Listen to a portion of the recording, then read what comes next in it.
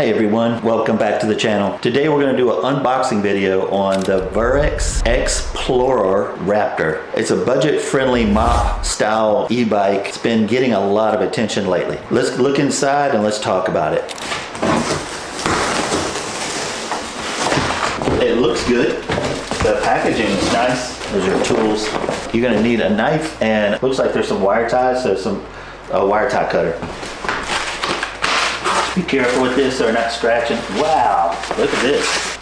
Wow, that's crazy. I think this might be if you want to license it for a license plate. All I'm going to do is just get all the plastic and the wire ties cut, and I'll be right back. I'm not going to put anything together. We're going to do that together. Right out the box, you can see the Raptor has a rugged motocross inspired design. It comes mostly assembled. There's some odd things that I've never dealt with before. I'll show you those. The handlebars are split into two, so that's kind of has a neat look to it. But I want to show you something. The tire came super flat. To the manufacturer, I just want you to know that it's fine in the wintertime, and you actually have it in a little bit of a carriage, but in the summertime, I've dealt with this before. This thing has memory. If it's hot and it just sits just like this, it holds it, and it's so hard to set the bead. You'll try to put air in it and it just keeps popping it out. If you deal with that type of stuff, just put the tire out in the sun and let it warm up, and it'll help set the bead. It's not terribly hard. I've done some where I just cannot set the bead. I had to put it out in the sun and let it heat up. But yeah, be careful with that. So we're gonna put the tire on first so we can put the kickstand up and it can stay on its own. Right now, there's not much to it. I usually lean the back on the box, and I also kept that little foam thing on the back as well. So we've got foot pegs. We'll find out what this stuff is here. I've seen this before.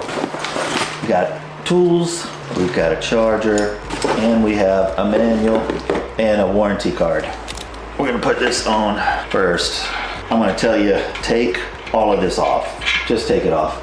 I've tried to just loosen it and try to put it in there. Like the forks go down into here. It is just such a pain. Just take it off. Simple. There's two washers. One of the washers has an L shape, like a little knot on it, and that actually will go into that frame. You'll stick that on there. And then when you put this on, this is your rotor.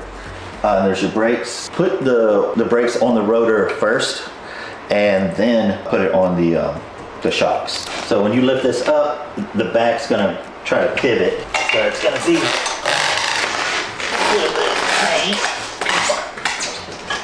All right, get the brakes on, and then, all right. Did we do it? We did it, guys. All right, put the kickstand down. Boom. So I think I can put air in it. So this company here, it actually has a LCD screen. You can actually tell it how much air to put into it, and it will stop at that time, which is really nice. So we're gonna just put some air in it real quick. I'm gonna put 30 pounds. I mean, I use this thing for the motorcycle as well. And it's set at 30.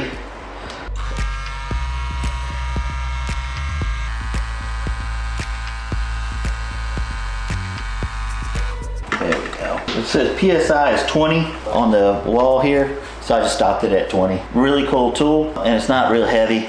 It'll fill up maybe 4 or 5 tires before it dies. It's not a big battery. All right, so we're gonna tighten these down. Let's see what's inside here. That's typically gonna be a 15. Could be wrong. Oh, nope. Nope. That was a 17 and a 14. All right, righty tighty, lefty loosey. There's tight and quarter turn. Do the other side. Fender's plastic. There's some scuffs on it. There's some scuffs on here as well. Make sure that this little tab is on the front and the rest of it's in the back. That's so it can protect the tire, the mud and everything from slinging on this. I think they welded a nut on it. That is awesome. A lot of companies do not do that. And more companies are doing it, which I really appreciate, because they welded the nut into the shock. That makes it where you don't have to worry about a nut, the lock washer or anything. It's just way nicer. There we go. All right, and then this right here will go right in this bolt here and do the same thing on the other side. I'm gonna do that. I don't think you need to see that, but it is simple. Just put this on here. Easy, just 3 bolts and just kind of line it up. And it's pretty high, so don't have to worry about it scrubbing. Woo. Okay, Turn signals. All right, I was wrong. This is actually a pretty awesome headlight. I wonder, can you adjust it? It's got a horn, a cooler. This is gonna be bright. It's got turn signals. Wow, that looks crazy. You see that? But yeah, you'll see it's got a cutout. So that's for your wire, and then you'll stick that in just like that. So it's got a little cutout right there. I think it's neat. I can also see this being aggravaton. I wonder if that goes in the inside. All right, yeah. I feel like that should probably go in the inside like that. Maybe I should read the manual. I've never done this before. Okay, so it is the inside. I think it's the inside. Anyway, see, it's got that little dimple inside there. You don't want that being pushed out, you know what I mean? So put it on the backside, because the backside's flat. This has actually got some kind of dimple raised. And it's the 10 righty-tighty. There we go. I just tighten it like this. Now this will still be loose. It's gonna be tight on the pole, but you can adjust headlight here. All right, so there's that. So this can still be adjusted, but you have to tighten these down here. Dude, it was testing my patience there for a second, because you're having to hold this up, plus hold the nut and everything else, and it is a little bit of a pain. I'm gonna tighten it down, but you could probably still adjust it. Yeah, I like this. It's a little bit of a pain, but it's not bad. It looks cool. You see that? So there is the lights and the horn and everything is blue. All e-bikes are this way. Yeah, they'll have like blue, yellow, red, different stuff. And then there's a blue right there. So we want to match that blue, this blue here, and then those two reds are going to match those two reds there. I'm not sure if one is right and one's left. Well, yeah, I don't know. Before I mount them, I might want to take a look. But it does have the nuts on them, which is awesome. And it's got an arrow on the outside. You can do arrow to arrow. There's a little knot there too. Oh, look. Come on. There we go. Whatever just happened there was kind of cool. Let's work on these. It's got a little cutout. Slide in just like that. What's this one? I'm doing knot to knot. There it is. Boom. All right, and we'll put the other one on, and then we'll test it. First try, come on. Boom, got them. All right, we're just testing them just to see if this is right or wrong. The stickers are coming off. Let's just keep putting stuff together. I'm gonna leave that loose for now until I figure out what's going on. Because that's to charge it. The other side is the key to pull it out. Just want you to know that it does come with a Phillips head. Comes with every tool you need. It's just if you've got better tools, it's always helpful. Wasn't planning on showing you this, but I did want you to know that it does come with better tools. But all right, I'm gonna put that last one in if it lines up. Yeah, handlebars. I keep saying that, but I promise we'll do handlebars next. Let's get these foot pegs on and. Yeah. No, I'm just kidding. I was just joking there. Let's get the handlebars on. I have to loosen this up, and we'll slide them in. So not super familiar with these. I know crotch rockets do this. You see this wire tie? That's actually holding the LCD screen that we'll have to mount, I imagine, afterwards. Dude, that thing is crazy looking. That's cool. I'm just going as far out. I'll try to leave as much material on both sides. I'm keeping these right around a 30-degree angle. Sometimes you can do a 20, but the seat, depending on how high you are. It's about lunchtime. With this time change, I'm hungry. Kind of crazy hours of the day. All right, that is this thing here. Let's see here. The LCD screen right about like that, and then try to have as much material. Just trying to make sure this is equal, and the handlebar. Gotta figure out how to turn this thing on. I wonder if the battery's charged. Yeah, make sure you go through these. Make sure you tighten these up. Now, hopefully I'm not screwing up anything. Oh no. So there's a little dowel right here, and that's where that's gonna go, the LCD screen. So, all good. What a neat bike. All right, let me get a little cutter, cut this out, and we'll put the LCD screen on. All right. There we go. And then that goes right inside here. Dude, look at this. Okay, I could probably fix it. Can this come out? So, boom. I think that might work. So if you messed up like I did, it's like you can fix it. Boom. All right, so unscrew these completely out, open this up, and you're gonna put it right on this little dowel right here. All right, so that is on this dowel here. Problem is they didn't give me a tool for it, so I actually had to borrow this from another tool set. And because they don't give you all the tools you need. But the neat thing about this one is that the nut is actually built into the plastic, man. I'll tell you what, I have had to put these LCD screens on like this, and the nut was loose inside there. They actually make this one where it's like riveted in there, which is freaking crazy. But yeah, let's put this forward, and yeah, that's on there, bud. That rubber is holding it really tight. So let's put these on. So you have a rider's right and a rider's left, and it has an L and an R. These are plastic. So we've got like, I don't know, can you see that? But there actually are an L on here.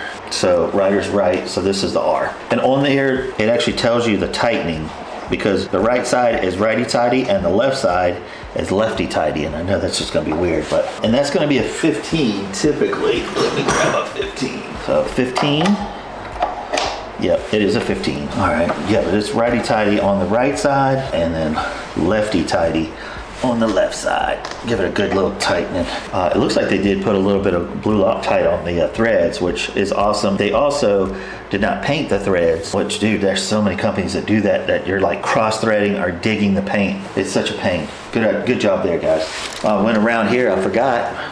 We've got to put this on. It's got brake lights and turn signals for one plug here, and it does have a place if you need to license it. Bear Run, the screws here were off. They weren't on here, so they were actually, I think, on the ground or something like that. So just want to give you a heads up that these little screws here were not screwed in this here. But what you do is you got these little nuts or screws, and then you'll tighten the back side. I think this is an 8mm. And you tighten that. But yeah, these will actually adjust too, so you can adjust these like that. That's not gonna hurt them. And then we need to plug this in. Anyway, all right, so I'll tighten this down, and then battery time. We'll go up top and see what's going on. Dude, look how cool this setup is. It is so nice. Got headlights, horn, and it's just nice. So different companies do different things differently. Let me open this up real quick. So there was keys sitting right here that were wire tied, so I cut them. Huh. Okay, there they are. That K500, write that down. Make sure it's on it. That matches the key on here, so if you ever lose these, you can call the manufacturer, tell them it's K500. But let's look here. Sometimes it'll have it.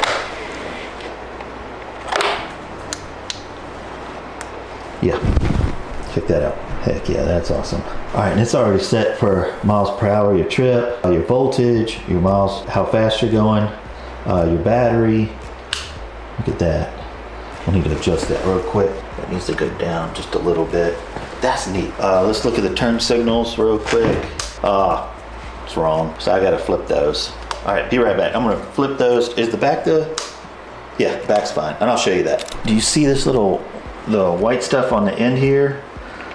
It makes it really hard to start the screw. So I'm just like pre-starting it.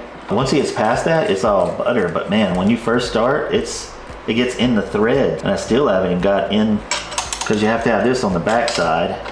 And then let's see, I'm trying not, because it feels cross-thready when you first start, because it's in that goop or whatever that. All right, so I'm clear now. So you kind of just start the threads outside. Make sure I'm not screwing up here. Yeah, okay, that's right. But okay, I got it. I wanted to share that with you. I'm gonna tighten these up. That's the low beam. I ain't trying to blind you, but that's too cool. And then let's see, turn signals. That's neat. I love that. That's awesome. Does the same thing in the back. Does have brakes. I wish they were hydraulic brakes. I'm not getting into discussion with crazy stuff, but yeah, there's the horn is part of that. That's loud. All right, I wanted to double check. Sometimes they'll have a charging port for your cell phone. This one doesn't have it. So right over here, you've got your power. Hold it down for a second. Now the key is still on down here, so I can turn it off with the key, turn it on with the key. So boom, voltage, high beams, low beams, turn signals, horn.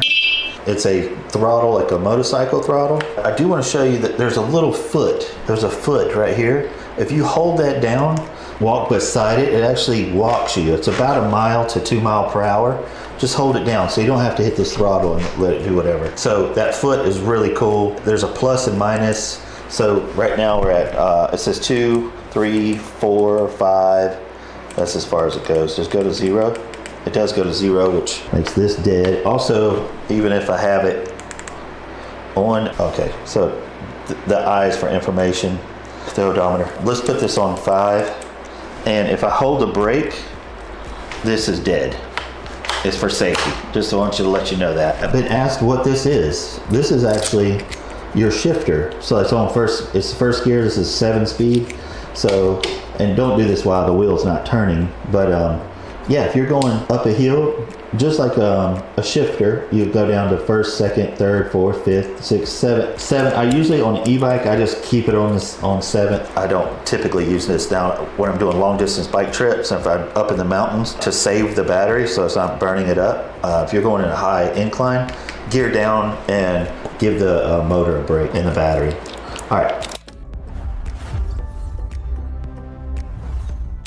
Let's talk about pros and cons. And just to give you, let the manufacturer know, these stickers are coming off. On the other side, they're like loose. Even this one, it's just not doing really well. Just a heads up there. Other than the stickers, let's talk about pros real quick. And I've got some stuff written down.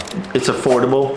This thing is $1,000. That's insane for what you're getting. It's dual suspension, 750 watt motor. They say that the battery will go up to 80 miles at 25 miles per hour, which that could be a con, but a lot of people don't have a problem with going 25 miles per hour. I think that's plenty for an e-bike. 25 miles per hour. It does have fat tires, so if you want to do like on sand or snow and light terrain, I wouldn't put this on like no single track or anything like that. Comfortable, it's got a comfortable seat. If you're 6 foot or taller, see the difference in where the foot peg is right here? You're pushing your foot up into your stomach like this right here. I wish these mops were a way to adjust the seat, because that could be uncomfortable for someone that's a taller person. Safety features with the LED lights and turn signals is pretty awesome. It's very stylish. This is beautiful. It's a really beautiful bike. Cons is the weight. This thing is heavy, and it is carbon. That's plastic. A lot of bike manufacturers use aircraft aluminum, but this is steel. Top speed 25 miles per hour, and basic components.